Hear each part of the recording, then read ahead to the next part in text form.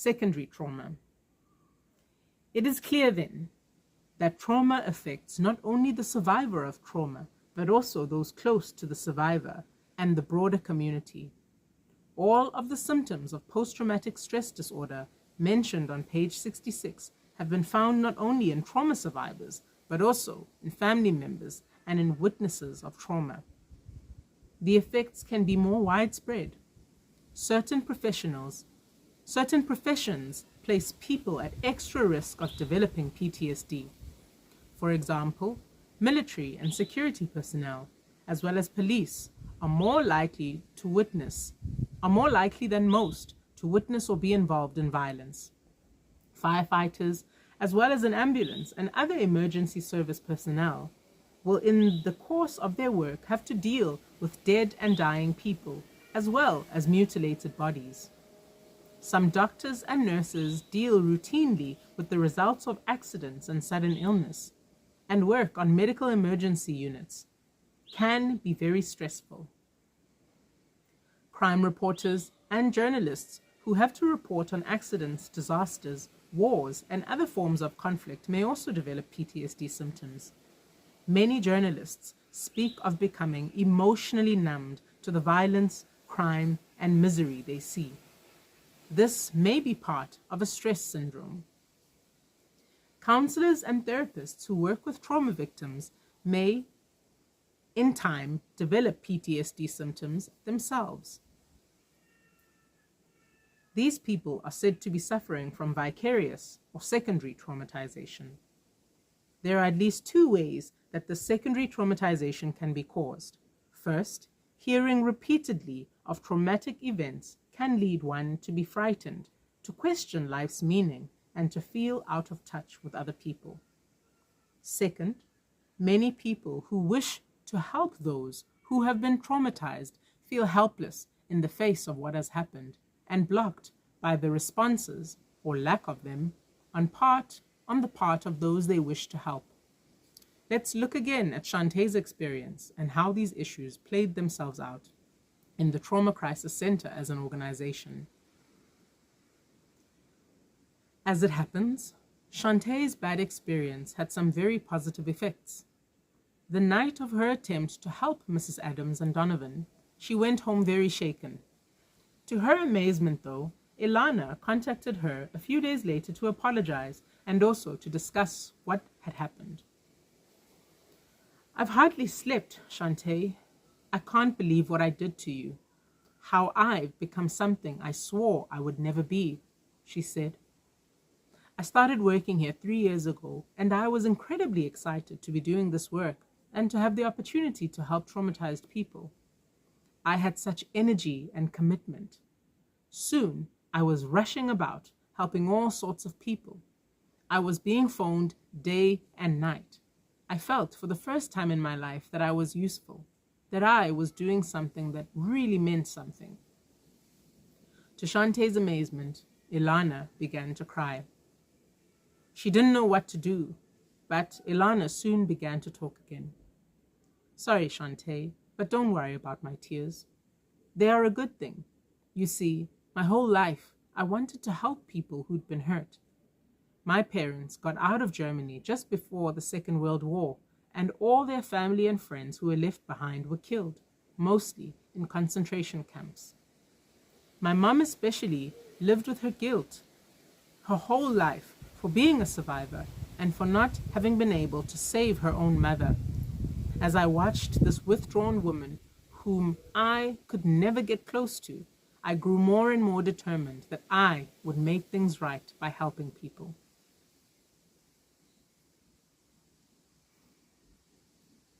Ilana paused to wipe her tears. After a while, she continued, "And here I was, working at the Trauma Crisis Center and helping people day and night. It was wonderful. I wished at the time that my mother could be happier with what I was doing, but she was more concerned for my safety. I found myself working harder and longer, doing more and more. Then one day I was phoned by a client who I think was a gang member who had been stabbed for the second time in a month. I shouted at him and told him it was his fault. I began to get cross with other clients, especially those who contacted me at home. I was tired of their stories. They all seemed the same, and they all seemed boring. Some of the clients seemed so stupid, not taking proper care with electricity, walking around in unsafe neighborhoods, that kind of thing. I felt that they were asking for trouble. At home, now I keep the phone off the hook. I'm just too tired to be available to anyone, and I feel so bad about it. When I left my cell phone here on the day you had that difficult case, I didn't do it on purpose, but I can see now that I just wanted a day off.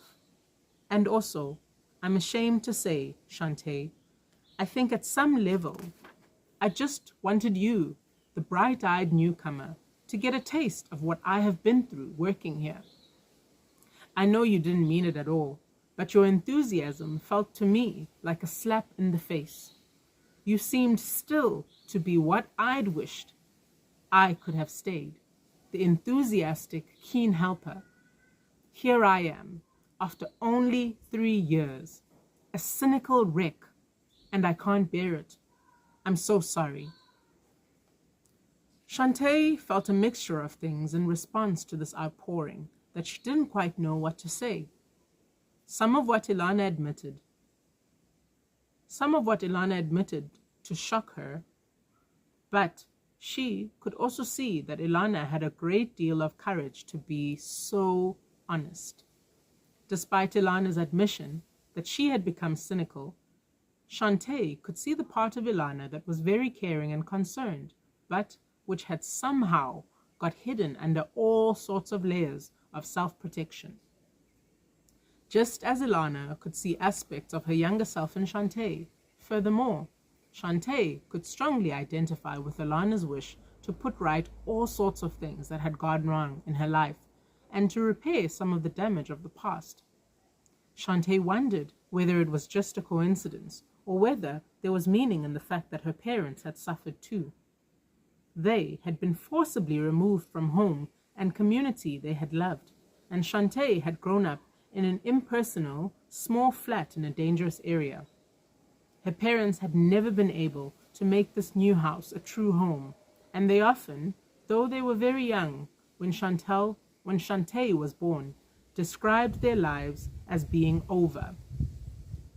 Shantae's father drank too much, and her mother said her only pleasure in life was smoking a packet of cigarettes a day. As she thought of all these things, Shantae began to wonder who were the ones in crisis and experiencing trauma. Was it the clients, or was it Ilana and Shantae? As Ilana pointed out to Shantae, though, the problem went beyond the two of them. The fact was that all the staff had been prepared to leave an inexperienced student in charge when they went off, and not one of them had offered her support after the ordeal. When Ilana brought this to the attention of the director of the Trauma Crisis Center, the director arranged for a colleague from another organization to facilitate a meeting for all Trauma Crisis Center staff, in which it emerged that almost all staff were feeling burnt out, cut off, and disappointed in the work. It emerged as well that a lot of sick people had been taking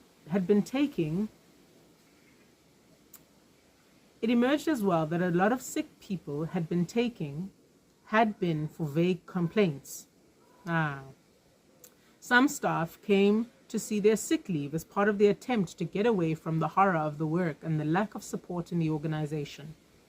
It was agreed that the visiting colleague would facilitate weekly support meetings for the staff, with emphasis on self-care for the colleagues. Part of what the staff had to learn was that looking after themselves was important for looking after their clients. They obtained some comfortable new furniture for their office and began to take tea and lunch breaks. They helped one another set appropriate boundaries for clients and instituted a roster scheme whereby on any one day, only one person was on call after hours so that everyone could have time off. Holidays became compulsory.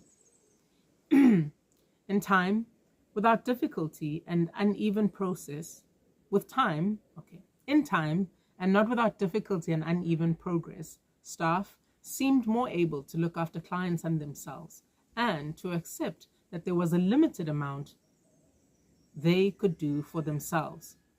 Shantae continues to work part-time as a volunteer and hopes to join the Trauma Crisis Center when she qualifies. Some would call the Trauma Crisis Center at the time Shantae arrived a trauma-organized organization, an organization that unconsciously arranged itself to defend itself against the enormous anxieties and challenges that trauma would bring with it. In the case of the Trauma Crisis Center, the typical pattern was for staff to overwork and to become over-involved with clients, and then to withdraw exhausted and hurt. This mirrors a common reaction people and communities may have to trauma. A lot of activity early on, and then a sense of exhaustion, hurt, and withdrawal. In Chapter 7, we discuss more extensively some of the other ways that organizations can use to protect themselves against this kind of pain.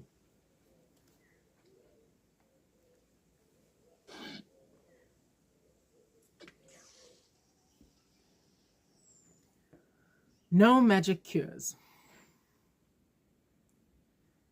It is not always useful to reduce helping people to a series of steps or skills, specifically when helping others to deal with trauma.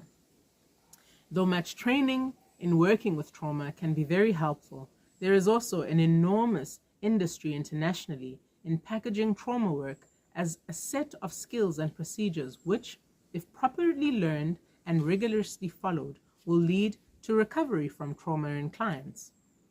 All over the world, there are courses in psychological debriefing, some of which are presented as a type of emotional first aid, which must be administered if people are to survive trauma emotionally intact. There is in fact no strong scientific evidence that debriefing works. There seems to be about as much evidence for it working as there is for its not working, and even in some cases for its making things worse. This is not to say that debriefing cannot be helpful in some circumstances. There are many practices for which we have less evidence than we would like to have, and in all practices there is enormous variation in client, caregiver, and context. Given that the evidence for the success of debriefing is not impressive, why is there such a mystique around the area and such emphasis on trauma debriefing as a very specialized set of skills and procedures? There are many possible reasons for this, not least of which can be economic. If debriefing is a specialized area, then those who have expertise in the area can make money by offering specialized interventions, as well as by training others to do the work. In our experience, though, most people who do debriefing and debriefing training are not cynical money grabbers, and the profit motive cannot be anywhere a full explanation of their behavior. There is another interpretation for the popularity of debriefing and the mystique around it, which may be of more use for us in the context of this book. The idea of debriefing as a set of specialist skills that must be followed in all cases of trauma may in itself serve a defensive purpose. The idea of trauma and the experience of it may be so overwhelming that we wish there was some package we would use to prevent or cure the effects of trauma. We have seen how Shantae seemed to wish Mrs. Adams and Donovan's problems would be small, by referring to the murder as a slight upset. Similarly, it would be wonderful if there were a magic set of trauma debriefing skills. The instant magical cure is the bread and butter of many types of self-help program, and even on television chat shows. It is hard to accept the fact that trauma can have far-reaching effects, even across generations, as we have seen in both Shantae's and Ilana's case, and that we may be able to do far less than we would like in order to help. This thought, though, does not have to be entirely depressing. Recognizing our limits and the difficulty of a task, rather than falsely believing that we can do anything as long as we have the magic technique, may be the most important basis we have for maintaining morale in the long run. This is a crucial issue, as the burnout rates for people and organizations working with trauma are enormously high, and we must sustain ourselves and one another so that we can continue to do the work. In this chapter, we have mentioned some aspects of trauma which are unique to the field. Probably more important, though, we believe, is recognizing that there is no clear boundary between trauma and other work helping people. Trauma work, first and foremost, is about listening deeply. It is also about recognizing the past in present reactions to trauma, about understanding relationships of all kinds, including those between caregiver and client. In short, trauma work is all about the principles we discuss throughout this book. It may also be the most important argument for a book of this kind. Techniques, skills, and procedures may be helpful, but so is sustaining and caring for the people and organizations which look after people, often in very difficult circumstances. Surviving our work with trauma. One of the biggest problems facing individuals and organizations dealing with trauma is burnout.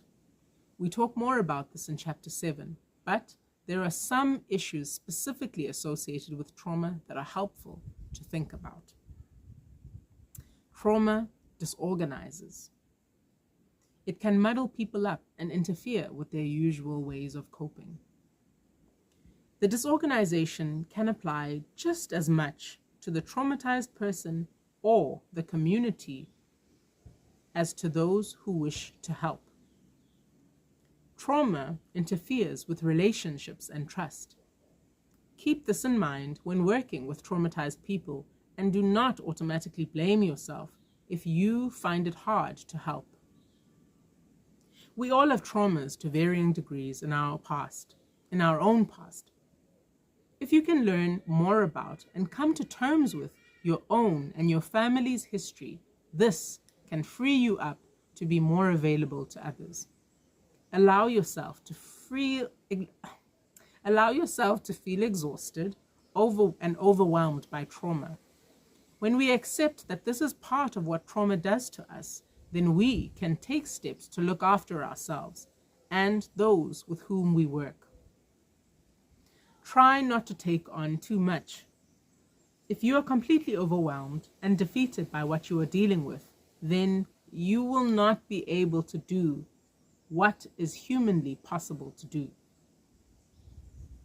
Look for signs that you and your organization are reacting badly to trauma and take steps to deal with this earlier rather than later.